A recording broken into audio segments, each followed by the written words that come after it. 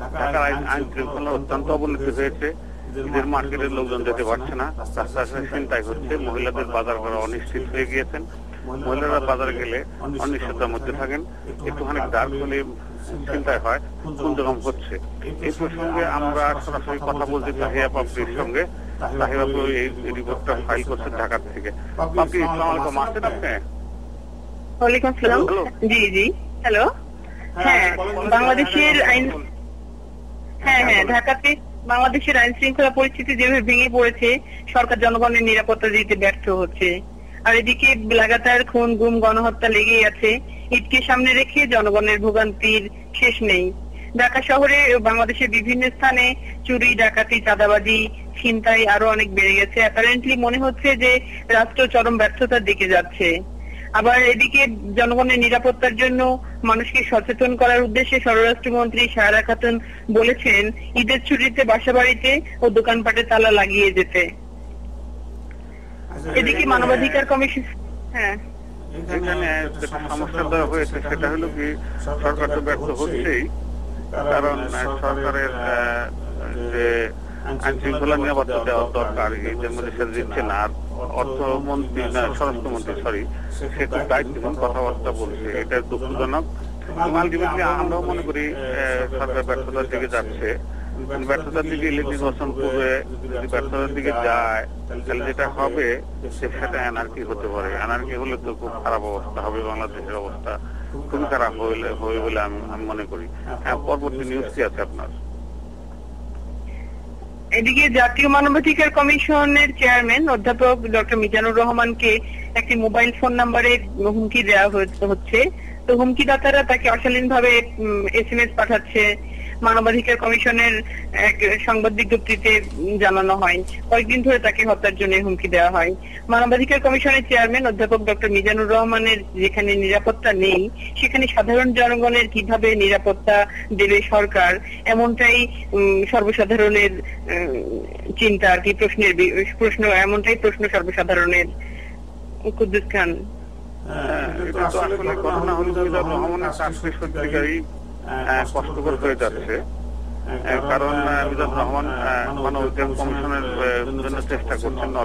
নারীদের হত্যা হচ্ছে, তারপরে কি র্যাব কাউকে একজন নিজাম নামক একজনের পার্কে গুলি করেছিল, এর কোনো বিচার হয় নাই। আমরা দেখতে গেলেন চলছেই বরাবরই। মিজানুর রহমানের কাজটা অত্যন্ত কষ্টকর হবে। আমরা মিজানুর রহমানের কাছে সমবেদনা জানাচ্ছি।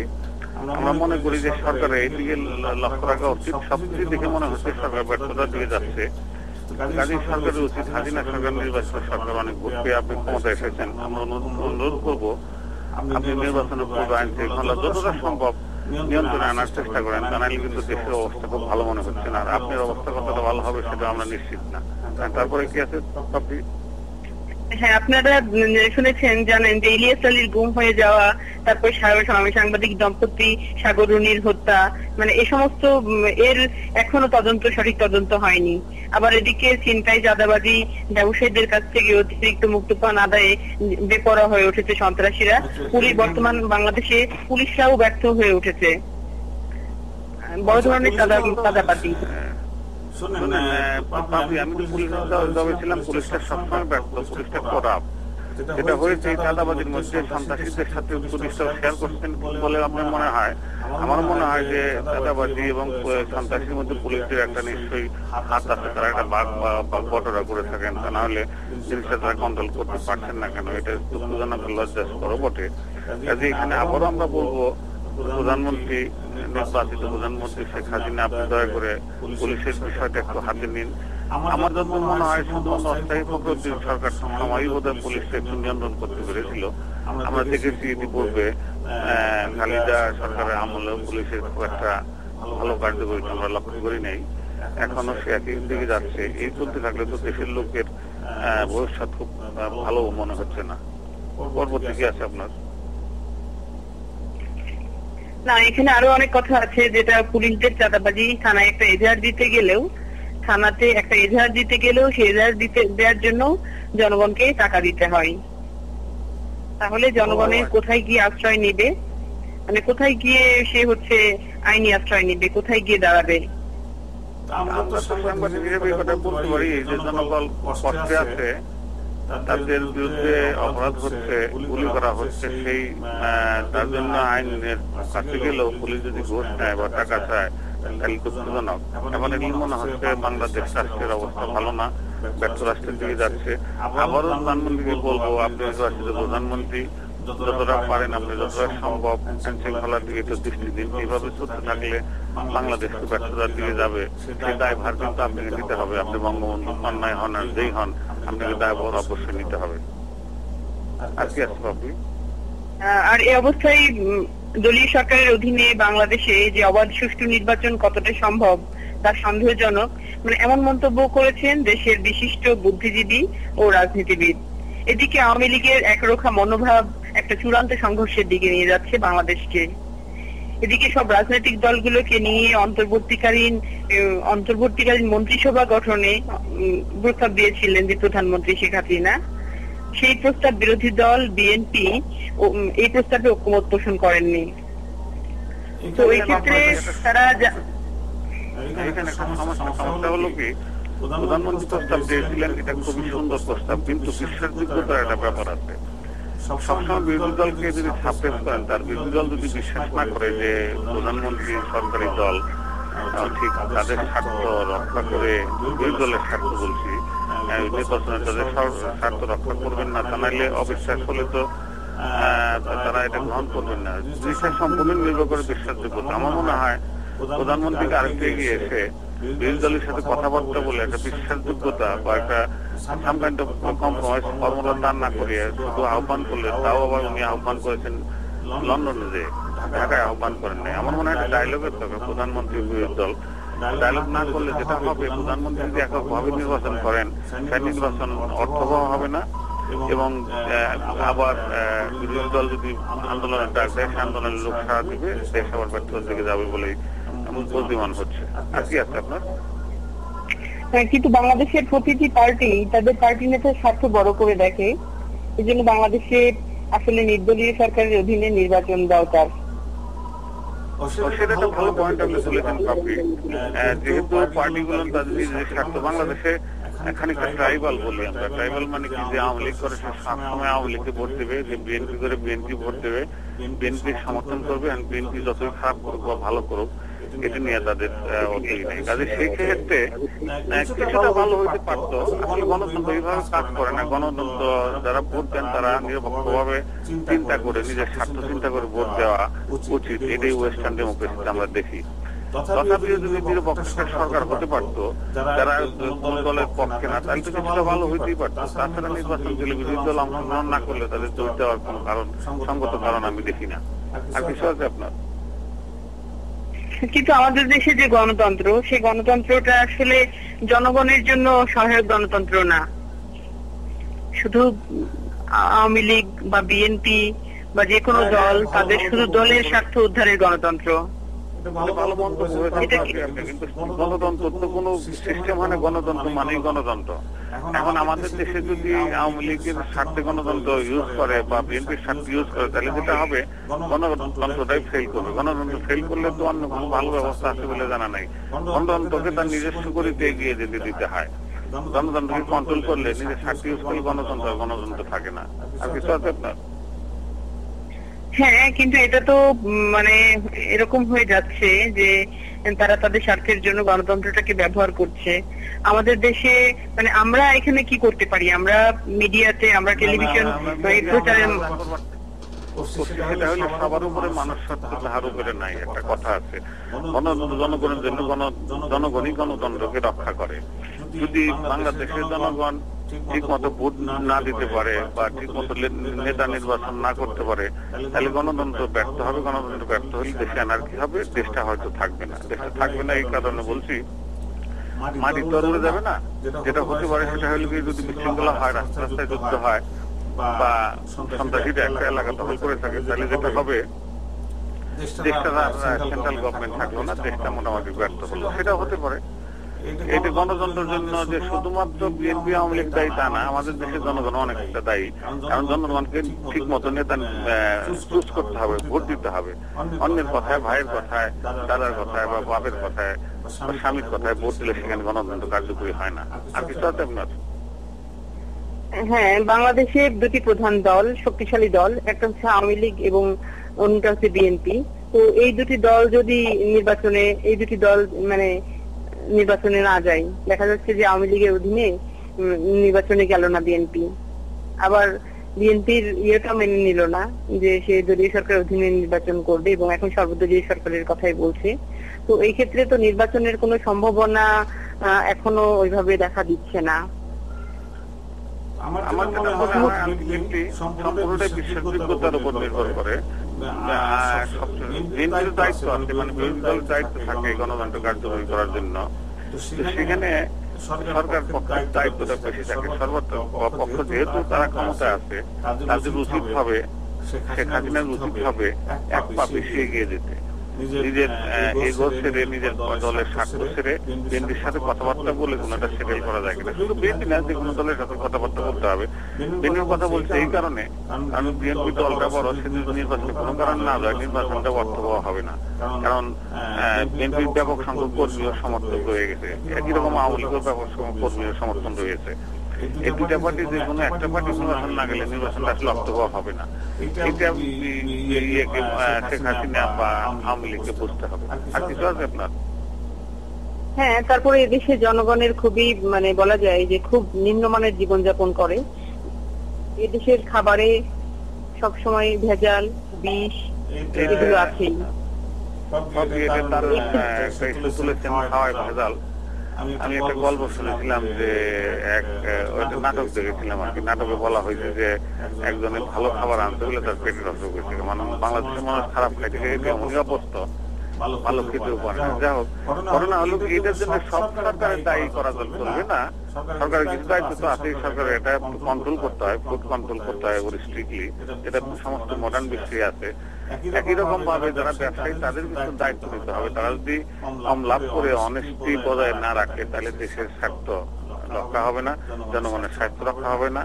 এই সমস্ত দিকে আমার মনে হয় যে দেশটারই বোধহয় উচ্ছন্নে যাবে, সেটাই মনে হচ্ছে। কাজে এটার জন্য দায়িত্ব জনগণকে নিতে হবে, জনগণকে নিতে হবে এই কারণে যে জনগণ ভোট দেওয়ার সময় তাদের ভালো লোক নির্বাচিত করতে হবে। ভালো লোক যদি না থাকে, সেটা একটা বড় প্রশ্ন, তাহলে দেশটা থাকবে না। বিশ্বের মানচিত্রে শুধু একটা দেশ না থাকলে আসলে গেল। বলেন এবার কি? হ্যাঁ, কিন্তু এই নিরাপত্তাটা যেমন বিএনপি সরকার দিতে পারেনি, বর্তমান সরকারও দিতে পারছে না। তো সরকার যদি আবার আসতে চায়, তাহলে সরকারকে জনগণের নিরাপত্তা নিশ্চিত করতে হবে। আপনি কি মনে করেন? কথা বলছেন বাপরি। হ্যাঁ, এটা ভালো কথা। সরকার মানেই তো সরকার তাদের প্রতিশ্রুতি দিয়েই নির্বাচিত হন। কাজে সেই নির্বাচনের মধ্যে তাদের তো ডেফিনেটলি জনগণের নিরাপত্তা দিতে হবে, তাদের বেসিক যে নীতিটা পূরণ করার দায়িত্ব সরকারের। আপনি দেখে থাকবেন, আমি আমেরিকায় বসবাস করি, আমেরিকার একটা লোক যদি কোনো করণে বিশ্বের কোন দেশে আটকা পড়ে, তাহলে সমস্ত অ্যাডমিনিস্ট্রেশন কিন্তু ঝাঁপিয়ে পড়ে, ব্রিটিশ তাই করে। তাহলে সরকারের উচিত হবে যে জনগণের নিরাপত্তা করার জন্য তো সরকার, সেদিকে যদি সরকার ভূক্ষেপ না করে, তাহলে মনে হবে সরকারই নেহারা ব্যর্থ সরকার। এইটাই আমি মনে করি। এছাড়া তো আর কিছু বেশি কার কি বলবো বলেন? আমরা মিডিয়া, আমরা আমাদের কথা বলবো, এতে জনগণ উপকার হয়। আর কিছু আছে আপনার? Bangla news TV Los Angeles থেকে প্রচারিত আজকের এই অনুষ্ঠানে উপস্থিত ছিলাম আমার তাহিয়া বাপরি। আমার আজকের আলোচনা করছি। আজকে যারা আমাদের আলোচনা শুনছেন তাদেরকে অনেক ধন্যবাদ।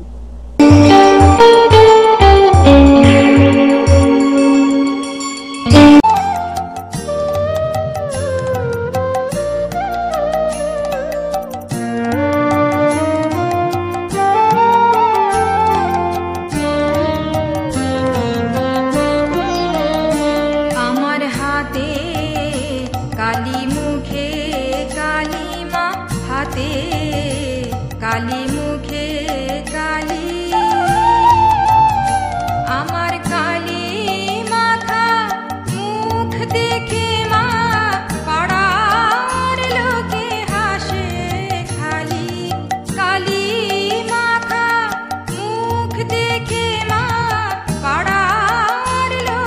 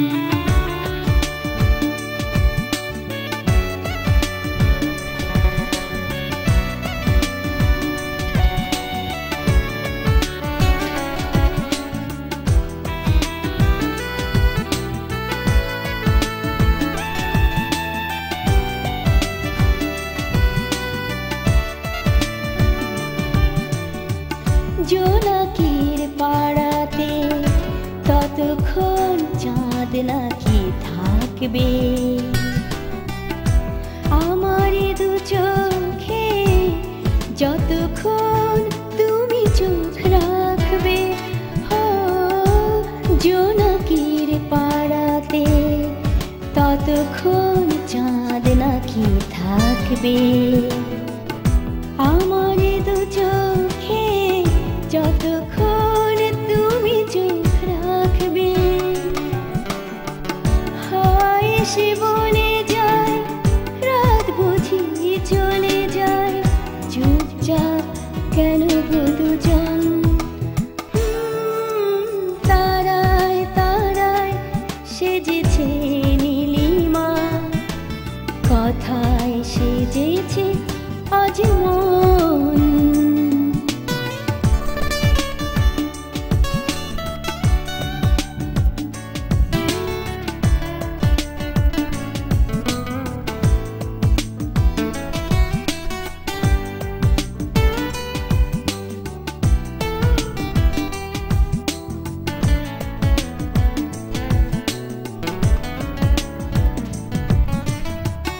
মেঘেরি শাড়িতে ও আকাশ ক্ষণে ক্ষণে ঢাকবে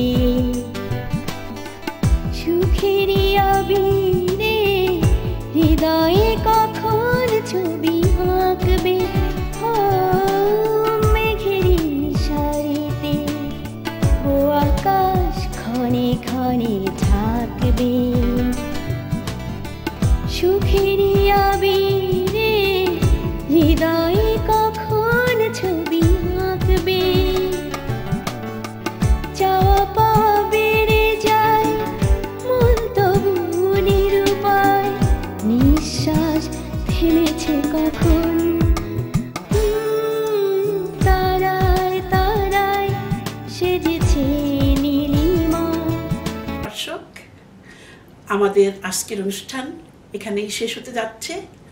আপনাদের সবাইকে শুভকামনা জানাই এবং আগামীতে অনুষ্ঠান দেখার আমন্ত্রণ জানিয়ে আজকের মতো এখানেই আমি বিদায় নিচ্ছি।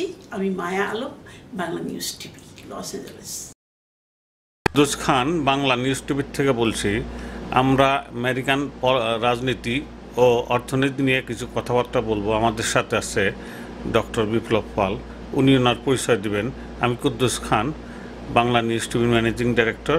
আমি ডাউনির থেকে বলছি। আমি লস অ্যাঞ্জেলেসে 20 বছর যাবৎ বসবাস করছি। হ্যাঁ মিস্টার খান, আপনার সাথে বহুদিন বাদে একটা রাজনৈতিক বিতর্কে অংশগ্রহণ করতে পেরে খুব ভালো লাগছে। আমি আমেরিকাতে 12 বছর হলো আছি, এবারই হয়তো প্রথম ভোট দেব। তবে আমি সোশ্যাল মিডিয়া এবং মিডিয়ার সাথে জড়িত থাকার কারণে vfluent.com বলে আমরা একটা আমেরিকান পলিটিক্যাল সোশ্যাল মিডিয়া তৈরি করেছি, যেখানে এবারে নির্বাচনের ওপর প্রতিদিন আমরা আমেরিকান লোকেদের বিভিন্ন বিষয়ে ওপিনিয়ন কালেক্ট করছি বা সার্ভে করছি যে ভোটের হাওয়া কোন দিকে। সেই নিয়ে আমি একটু ব্যস্ত আছি এখন। তো আপনি যেহেতু আমাকে আমেরিকা নির্বাচনের ব্যাপারে একটি বিতর্কে ডেকেছেন, নিঃসন্দেহে আমি খুব আনন্দিত বোধ করছি। তবে দর্শকদের জানাই যে www.viewpoint.com এই সাইটে রেজিস্টার করে আপনারাও আমেরিকান ইলেকশনের বিভিন্ন বিষয়ের উপর নিজেদের মতামত এবং ভোটদান করতে পারবেন। হ্যাঁ বিপ্লব পাল, আপনি হয়তো জানেন রিপাবলিকানরা পল রায়ানকে ভাইস প্রেসিডেন্ট ক্যান্ডিডেট নির্বাচিত করেছেন। উনি ইলেকশনে ভাইস প্রেসিডেন্ট হিসাবে মিট রমনির সাথে এবার ইলেকশনে নির্বাচন অবতীর্ণ হয়েছেন। কিন্তু সমস্যা হলো পল রায়ান তাত্ত্বিক গুরু হচ্ছে রিপাবলিকানদের। উনি টপ টু বটম একটা থিওরি দাঁড় করিয়েছেন, অর্থাৎ উপরে যারা আছেন, অর্থাৎ ধনী ব্যক্তি যারা 250,000 অ্যান্ড আপ উপরে পান, তাদের ট্যাক্স ব্রেক দিতে চান, অর্থাৎ তাদের ট্যাক্স কমিয়ে দিতে চান। কমিয়ে দিয়ে উনি মনে করেন যে সে যদি তাদের ট্যাক্স ব্রেক দেওয়া হয়, টাকা পয়সা তারা ইনসেন্টিভ পাবে, টাকা লাভ বেশি হবে, তখন তারা ইনভেস্টমেন্ট করবে, চাকরির সৃষ্টি হবে। কিন্তু বাস্তবে অপরপক্ষে ওবামা ইউরোপিয়ান স্টাইলের একটা ইকোনমি দাঁড় করাতে চেয়েছেন। কারণ এখানে আপনি জানেন এখানে যে সমস্যাটা হয়েছে সেটা হলো কি যে ইকোনমি খারাপ যাচ্ছে দীর্ঘদিন। বিপ্লব পাল। আমি মিস্টার খান, আমি প্রথমেই বলে রাখি যে ওবামা কি করতে চাইছেন সেটা ওবামাও বা ওবামার পারিষদরাও জানেন বলে আমার মনে হচ্ছে না। আমার দেখে শুনে মনে হচ্ছে মিস্টার ওবামার একটাই উদ্দেশ্য, সেটা হচ্ছে কিভাবে হাওয়া মোড়ক কাজে লাগিয়ে আগামী নির্বাচনে বৈতরণী পার হওয়া যায়। কারণ ওবামার মধ্যে বিভিন্ন রকম ইনকনসিস্টেন্সি আমি অলরেডি দেখছি। আর আপনি যদি রিপাবলিকানদের প্রশ্ন তোলেন তাহলে এটাই বলতে হয় যে বড়লোকদের হাতে আরো বেশি টাকা দিলে দেশের অর্থনীতি স্থিতিবৃদ্ধি হবে। কোনো অর্থনীতিবিদ এই ধরনের কোনো প্রমাণ দিতে পারেননি, বরং উল্টো প্রমাণই আমরা দেখেছি যে 70 বা 80 দশকে যখন কর্পোরেট ট্যাক্স অনেক বেশি ছিল সেই সময় আমেরিকার গ্রোথ অনেক বেশি হয়েছে। তাছাড়া যদি বাস্তবের দৃষ্টিভঙ্গিতেও দেখি তাহলে আমরা দেখতে পাবো এই মুহূর্তে আমেরিকানদের হাতে, বিভিন্ন আমেরিকান কর্পোরেটদের হাতে ক্যাপিটাল ভালো আছে। United states does not have a problem of capital. সমস্যা যেটা হচ্ছে সেটা হচ্ছে যে ইনভেস্টমেন্ট করার মতো জায়গা, যেখানে একটা ইনভেস্টমেন্ট করলে আপনার ইনভেস্টমেন্টটা সেফ থাকবে, রিটার্ন অন ইনভেস্টমেন্ট আসবে, সেই জায়গাটা আমেরিকায় তৈরি হচ্ছে না। এবং তার কারণ অবশ্যই আমি মনে করি বিশ্বায়ন, এবং যার জন্য আমেরিকার ক্যাপিটাল যেটুকু ইনভেস্টেড হচ্ছে তার একটা অংশ আজকে ডেভেলপিং কান্ট্রিগুলোতে চলে যাচ্ছে, যেখানে এমার্জিং মার্কেটের সুযোগ বেশি, ফলে আমেরিকায় কোনো চাকরি সৃষ্টি হচ্ছে না। কিছুদিন আগে আমি ডিপার্টমেন্ট অফ স্টেটস কমার্স ডিপার্টমেন্টের একজন ভদ্রলোক, উনি ভারতীয় ভদ্রলোক, যিনি একজন আমেরিকায় জব সৃষ্টির জন্য ওবামা অ্যাডমিনিস্ট্রেশনে কাজ করেন, তার সাথে এই ব্যাপারে আমার দীর্ঘ আলাপ হয়েছিল যে কি করে ওবামা অ্যাডমিনিস্ট্রেশন আরো জব তৈরি করতে পারেন। তো আমি যেহেতু একজন ছোটখাটো ব্যবসায়ী, উনি আমার সাজেশন নিচ্ছিলেন, তো তাকে আমি এটাই বললাম যে এখানে আমি তো কোনো আশা দেখতে পাচ্ছি না। কারণ একটা আমরা যেটা দেখতে পাচ্ছি যে ওবামা যে জব করে চেঁচাচ্ছেন বা রমনি যে জব করে চেঁচাচ্ছেন, এটা আমার মনে হচ্ছে এরা দুজনাই হাওয়ার ওপর ভেসে কথাবার্তা বলছেন। এবং ওবামার ব্যক্তি যে আরো বেশি সরকারি এক্সপেন্ডিচার বাড়িয়ে, আরো বেশি এডুকেশন বাড়িয়ে এদেশে জব আসবে, আর সেই আশা আমি দেখছি না। আবার অন্যদিকে রমনির দৃষ্টিভঙ্গি যে বড়লোকদের হাতে আরো টাকা দিলে দেশে চাকরি সৃষ্টি হবে, সেটা তো আরোই কোনো ভিত্তি নেই। এই মুহূর্তে আমার যেটা মনে হচ্ছে যে আমেরিকার লোকজনও যেটা বুঝছে না তাও নয়। আমি বিপ্লন.com এ বিভিন্ন ভোটে দেখেছি যে আমেরিকা একটা বিপুল সংখ্যক ডেমোক্র্যাট বা রিপাবলিকান, বলতে পারেন আমেরিকার 80% মানুষ এই মুহূর্তে তারা পলিটিক্সের ওপর বা পলিটিশিয়ানদের ওপর আশা ভরসা হারিয়েছে। তারা কোন দিকে ভোট দেবে আমি নিজেও জানি না। এটুকু বলতে পারি যে আপনি যেটা বলছেন যে আইডিওলজিক্যাল ডিফারেন্স একটা খুব বড় দিকে যাচ্ছে, হ্যাঁ, রিপাবলিকানদের আইডিওলজিক্যাল পজিশনটা খুব ক্লিয়ার। কিন্তু বিপ্লব, আপনি যেটা বলেছেন কথাটা ঠিক আছে, আমেরিকান লোক রাজনীতির সাথে সম্পৃক্ত ছিল না, কারণ রাজনীতির চেয়ে ওমেন মোর ইন্টারেস্টিং। ঘটনা হলো কি তাদের দরকার তো ছিল না, ইকোনমি এত স্ট্রং ইকোনমি ছিল, কত ধরেন 100 ইয়ার্স তারা লিড করতেছে ইকোনমিতে, ইনোভেশন সব তারাই করেছে, তখন দরকার ছিল না। এখন হয়তো ইকোনমিক ক্রাইসিসটা আছে, এই ক্রাইসিসটা যদি দীর্ঘ সময় থাকে বা 1-2 বছর থাকে, তখন ডেফিনেটলি আমেরিকান লোকরা পলিটিক্সের সাথে সম্পৃক্ত হবে, এটা একটা কথা। আরেকটা কথা, বিশ্বায়নের জন্য আমেরিকার কিছুটা ক্ষতি হয়েছে, কথাটা আমি মানতে রাজি আছি আর নাইও। কারণ তো আমেরিকার যেটা সমস্যা হয়েছিল সেটা হলো কি যে হাউজিং মার্কেটে বুম হয়েছিল, সেই কারণেই ইকোনমিক সমস্যাটা হয়েছে। অ্যান্ড হাউজিং মার্কেট ঠিক হতে পারে, আর আমেরিকার গণতন্ত্র সব ইকোনমিটাকে কারেক্ট কীভাবে করে, যেমন ধরেন এখন হাউজিং মার্কেটটা যদি ঠিক হয়, ইকোনমিকে যদি বেশি ভালো হয়, তাহলে যেটা হবে আবার ট্যাক্স মানি চলে আসবে। ট্যাক্স মানি চলে আসলেই তো আমেরিকার সরকারের সংকটটা নিরসন হয়। আপনি হয়তো খুব বেশি দিন আগের কথা না, আপনি ক্লিনটনের সময় আমাদের কিন্তু সারপ্লাস ছিল, এখন যে বাজেট ডেফিসিট আছে তার ওই পরিমাণই সারপ্লাস ছিল। সারপ্লাসটা বুশ ইরাকের যুদ্ধ করতে যে কিছুটা বাড়িয়েছে। আরেকটা সারপ্লাসের কারণ আমি যেটা মনে করি সেটা হচ্ছে এই যে বুশ ধনীদের ট্যাক্স ব্রেক দিয়েছিল, সেখানে $3.2 billion $2 trillion 3.2 trillion tax break দেওয়া হয়েছে। সেই টাকাটা কম আসছে সরকারের হাতে। তো প্রতি বছর যদি 2 বিলিয়ন টাকা কম আসে, আর আয়টা তো থেকে গেছে একই রকম, আয়টা বাড়ে নাই, আয়টা মানে ট্যাক্স আয়টা বাড়ে নাই, কাজেই সেই জন্য ডেফিসিটটা বড় হয়েছে। এখন ওবামা যে পদ্ধতিটা গ্রহণ করতেছেন, ওদের ট্যাক্স যে ব্রেকটা ছিল সেটা যদি তুলে দেন তাইলে আবার অনেকটা কমে আসবে, এই একটা দিক। আরেকটা দিক হলো যে ইকোনমিক যদি টার্ন আউন হয় তাইলেও মনে দেখবেন যে এই সমস্যাটা আর নাই। তো সেগুলোর দিক দিয়ে দেখতে হবে। আর বিশ্বায়নের কিছু প্রভাব তো আমেরিকার পুরো আছেই। বিশ্বায়ন করার জন্য ভারতে এবং চীনে সস্তা শ্রমিক আছে, কারণ ভারতীয় সস্তা শ্রমিকের জন্য তারা যে মালটা তৈরি করে তার দামও কম পড়ে, আমেরিকানরা কম্পিটিশনে পারছে না, এই একটা দিক। আরেকটা দিক হলো ভারত আর চীনের এই অবস্থা দীর্ঘদিন থাকবে না, তো থাকবে না, কারণ ভারতের শ্রমিকরা যখন খাওয়া পড়ার নিশ্চয়তা নাই বলে সেখানে সস্তা শ্রমিক, যখন খাওয়া পড়ার নিশ্চয়তা হবে তখন তারা বেশি বেতন দাবি করবে, সেটা বোধহয় অলরেডি শুরু হয়ে গেছে। নিজেদের প্রোডাকশন, হ্যাঁ সেটাই ঘটনা আজকে। কিন্তু এখানে লেবার কস্টের জন্য নয়, আমার নিজে যেহেতু আউটসোর্সিং এর ব্যবসা, আমি নিজে এখানে ইঞ্জিনিয়ারিং আউটসোর্সিং করি, আমি এটা বলতে পারি শুধু লেবার কস্টের জন্য চাকরি আউটসোর্স হয় না। অ্যাটিটিউড, কতটা প্রোডাক্টিভিটি, সেটাও একটা ভীষণ রকমের নির্ভর করে। যেমন ধরুন, আমি যদি একটা কোনো ভারতীয় বা বাংলাদেশি বা পাকিস্তানিদের কাজ দিই, তারা একটা সাধারণ টাকার মধ্যে তারা আমার কথা যতটা শুনবে, আমি যদি তাকে দ্বিতীয়বার বা তৃতীয়বারও করতে বলি যে না এটা ঠিক হয়নি তুমি করে দাও, এটা ঠিক হয়নি তুমি করে দাও, সে যতটা খেটে আমার জন্য কাজ করতে রাজি আছে। এটা শুধু ভারতীয় বলে না, ভারতীয়, বাংলাদেশ, পাকিস্তানি সবার জন্য আমি বলছি।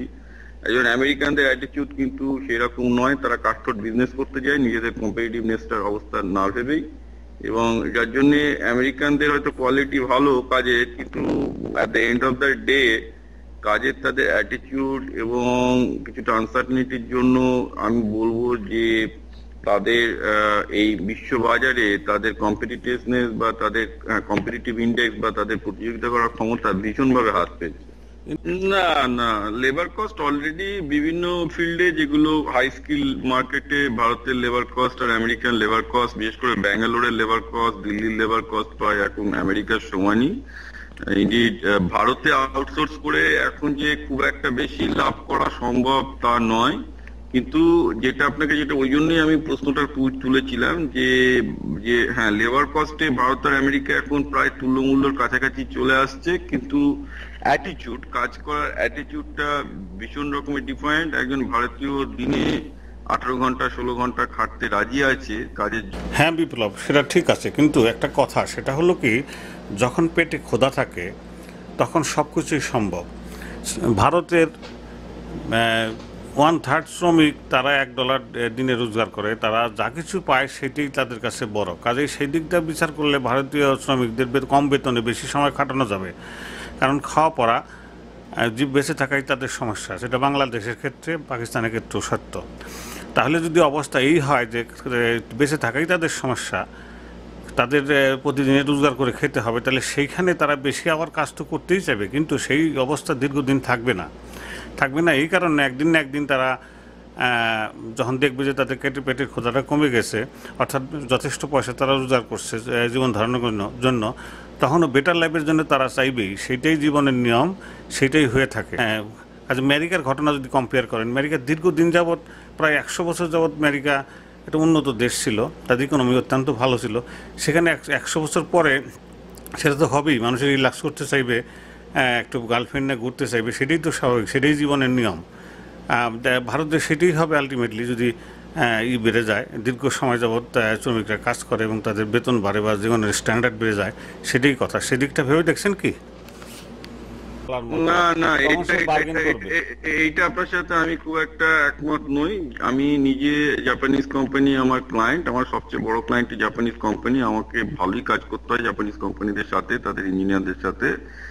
আমার বিগত 1.5 বছর ধরে আমি এটা করে দেখছি, এবং আমি বলবো যে জাপানিজ ইঞ্জিনিয়াররা, তাদের আগের প্রজন্ম এবং এই প্রজন্ম একই রকম পরিশ্রমী। শুধু এইটাই বলবো যে আগের প্রজন্ম একটু কমপ্লেন করতো না যে কেন এত খাটতে হচ্ছে, এই প্রজন্ম একটু কমপ্লেন করে, কিন্তু তাদের খাটনির পরিমাণ সে একই পরিমাণ রয়ে গেছে। এবং এটা আমি আপনাকে বলতে চাই যে ভারতীয়দের ক্ষেত্রে আমি যে সুবিধাটা দেখেছি, এবং এটা বাংলাদেশিদের জন্য সত্য, যেটা আমেরিকানদের উপরে, যে তাদের যদি আমি একটা কাজ অ্যাসাইন করি, বিশেষত তাদের মধ্যে যে সিনসিয়ার, তারা দিন রাত খেটে যদি আমার একটা ডেলিভারি ডেট থাকে, সে আমার জন্য কিন্তু করে দেবে। যেটা আমি আমেরিকানদের মধ্যে এখনো জীবন উপভোগ করা, যেহেতু একটা ডেভেলপ কান্ট্রি থেকে এসছে, একটা জীবন উপভোগ করার প্রবণতা, জীবনে বহির্মুখী প্রবণতা, যেটা ভালো, আমি খারাপ বলছি না, কিন্তু সেটা প্রতিযোগিতার বাজারে তার কোনো স্থান নেই। ফলে 1.8 মিলিয়ন থেকে যদি আপনি সেই ডেফিসিট বাজেটটাকে যদি না কমান, তাহলে তো আমেরিকা দেউলিয়া হয়ে যাবে। এবং দেউলিয়া হওয়ার একটা বড় কারণ, দুটো বড় কারণ হচ্ছে মিলিটারি আর একটা হচ্ছে মেডিকেল।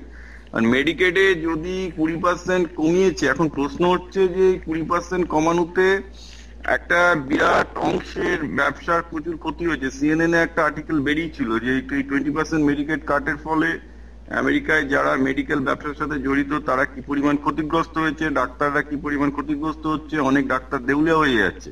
কিন্তু প্রশ্ন হলো এটা যেমন একটা সত্যের দিক, এই দেউলিয়া হয়ে যাওয়ার মধ্যে প্রসেসের মধ্যে দিয়ে বিজনেসটা রিস্ট্রাকচার করবে, কারণ আমি মনে করি আমেরিকান মেডিকেল প্রসেসে অনেক অপব্যয় হয়। আর হ্যাঁ, আপনি মেডিকেয়ারের কথা বলছেন, মেডিকেয়ার কষ্ট একটা সমস্যা আমেরিকার জন্য হয়েছে, কারণ এত বিশাল খরচ বহন করা সরকারের জন্য কষ্টকর হচ্ছে, এটাই মনে হয়।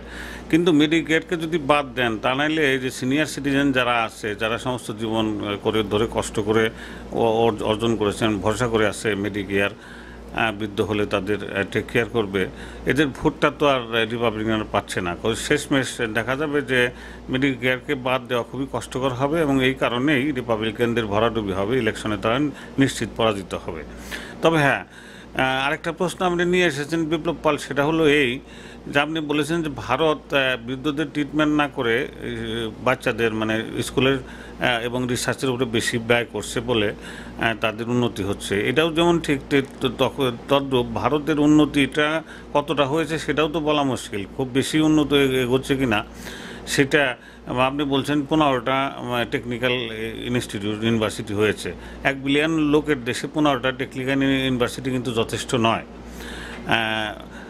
হওয়ার ছিল একটি 5,000 টেকনিক্যাল ইনস্টিটিউট। এনিওয়ে ভারত এগোচ্ছে, সেটা একটা সুযোগে এগোচ্ছে, কিন্তু এই সুযোগটা সবসময় থাকবে সেটাও নিশ্চিত করে বলা যায় না।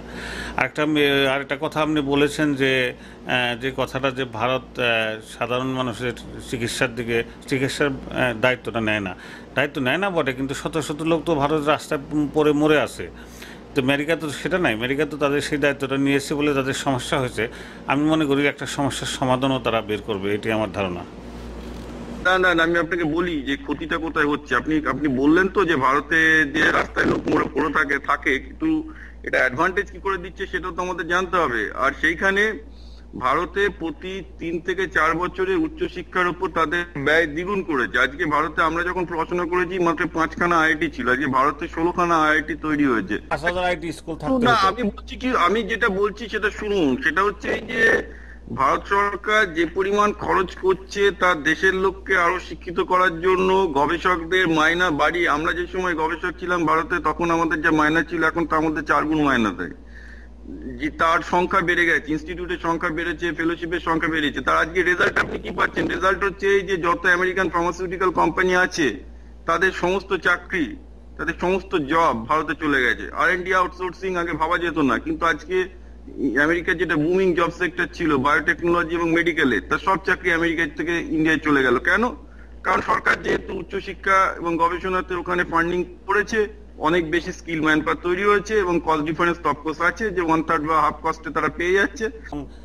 না, ভারত ক্ষতি করছে না। আমি দেখাচ্ছি যে আমেরিকান পলিসি মেকারদের কি ফল্টের জন্য, যে আপনি জিজ্ঞেস করছিলেন যে মেডিকেয়ারে কাট না করলে কি হবে। আমি যেটা বলতে চাইছিলাম যে এই মেডিকেয়ারের চাপের জন্য আমেরিকান ইউনিভার্সিটি গুলো এই মুহূর্তে ঢুকছে। আমেরিকান ইউনিভার্সিটি গুলো যে পরিমাণ রিসার্চ স্কলার, যে কোয়ালিটি রিসার্চ স্কলার প্রডিউস করার কথা ছিল তারা করতে পারছে না, বা গবেষণায় সেই পরিমাণ সরকার সহায়তা করছে না। আজকে যার ফলশ্রুতিটা এটা যে রিসার্চ অ্যান্ড ডেভেলপমেন্ট, যেটা কোনো ভাবা যেত না যে আমেরিকা থেকে অন্য কোথাও যাবে, যেটা আমেরিকানদের এক্সক্লুসিভ একচেটিয়া ছিল, সেইগুলো মানে পুরো একদম খুব বাল স্কেলে আমেরিকা থেকে ইন্ডিয়ায় চলে যাচ্ছে।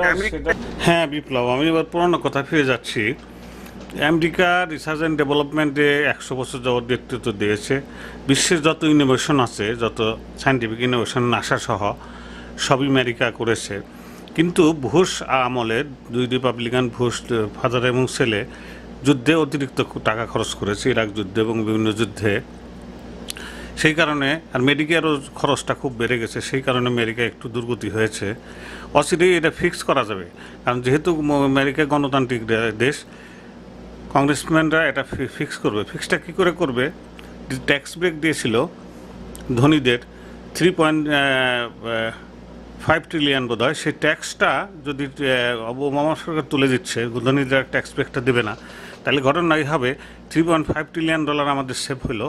আর মিলিটারি বাজেট কিছু কমানো যেতে পারে, আর মেডিকেয়ারও কিছু কাট করে আলটিমেটলি দেখবেন 2-1 বছরের মধ্যে বা 4-5 বছরের মধ্যে আমেরিকা একটা শেপে নিয়ে আসবে তার ইকোনমিটা, তাইলে হয়ে গেল। আর ভারতের কথা বলছেন, ভারত তো একটা এখনও ভারতের 1/2 লোক $1 নিচে জীবনযাপন করে, কাজে তাদের তো উন্নতি হওয়ারই। আমি কম্পিটিশন করছি না ভারতের সাথে, ভারতের অ্যাডমিনিস্ট্রেশন খুবই ভালো, শিক্ষা খাতে তারা প্রচুর ব্যয় করছেন এবং ব্যয় করছেন তারা রিসার্চ অ্যান্ড ডেভেলপমেন্টে। আমেরিকাটা কমিয়ে দিয়েছে অর্থনৈতিক কারণে। আমার মনে হয় আমেরিকাতে যুদ্ধংদেহী মনোভাব বিশ্বের বিভিন্ন দেশে নেতৃত্ব করার যে প্রবণতা সেটা কমিয়ে দিলেই সমস্ত সমস্যার সমাধান হবে বলে আমি মনে করি। Thank you. আমরা সময় অভাবে আর কথা বাড়াতে পারলাম না, আমাদের ডিবেটটা খুবই সুন্দর হয়েছিল। আমি সরি, আমার সময় শেষ, তো এখানে আমাদের শেষ করতে হচ্ছে। বিপ্লব পাল, আপনি ভালো থাকেন, সুস্থ থাকেন, আবার কথা হবে আপনার সাথে। খোদা হাফেজ।